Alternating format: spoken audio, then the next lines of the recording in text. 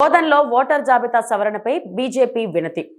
బోధన్ పట్టణంలో రానున్న 26 మున్సిపల్ ఎన్నికలను దృష్టిలో ఉంచుకొని ఓటర్ జాబితా సవరణ చేపట్టాలని కోరుతూ బీజేపీ పట్టణ శాఖ సబ్ కలెక్టర్ వికాస్ మహతోను కలిసి మెమరాండం అందజేసింది. ఈ సందర్భంగా పట్టణ అధ్యక్షుడు పసులటి గోపీకిషన్ మాట్లాడుతూ మున్సిపల్ పరిధిలో ఇంటి నెంబర్ లేని ఓట్లు నమోదు కావడం ఆందోళనకరమని అన్నారు.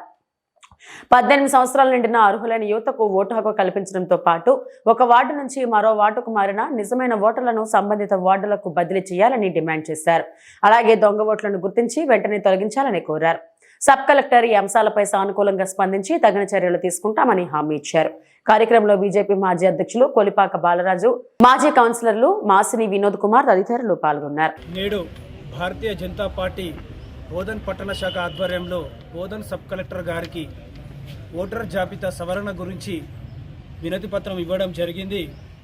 విషయం ఏంటంటే, ఏవైతే ఒక వార్డులో పడాల్సిన ఓట్లు ఇంకొక వార్డులో ఉన్నాయి, ఆ షిఫ్టెడ్ ఓట్లు కూడా సారు సవరణ చేసి ఆ అవకాశం కల్పించాలని, మరియు 18 సంవత్సరాల నిండి ఉన్న యువతకి కూడా ఓటు అవకాశం కల్పించాలని చెప్పేసి ఈ మెమరాండం ఇవ్వడం జరిగింది.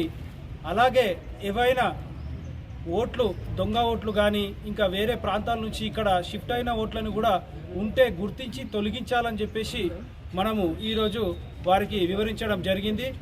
అలాగే బోధన్ పట్టణంలో 38 వార్డులలో ఒక్కొక్క ఇంటి మీద 10 ఓట్లు 20 ఓట్లు ఒక నంబర్ మీద ఉండడం కూడా మేము గమనించాము. ఆ విషయాన్ని కూడా వారి దృష్టికి తీసుకెళ్ళాం.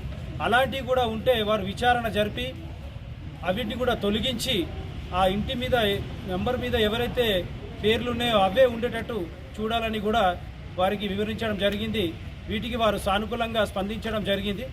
కావున ఈ యొక్క సందర్భంగా బీజేపీ బోధన్ పట్టణ శాఖ ఆధ్వర్యంలో వారికి మెమరాండం ఇవ్వడం జరిగింది. మరిన్ని అప్డేట్స్ కోసం మా ఛానల్ని సబ్స్క్రైబ్ చేయండి.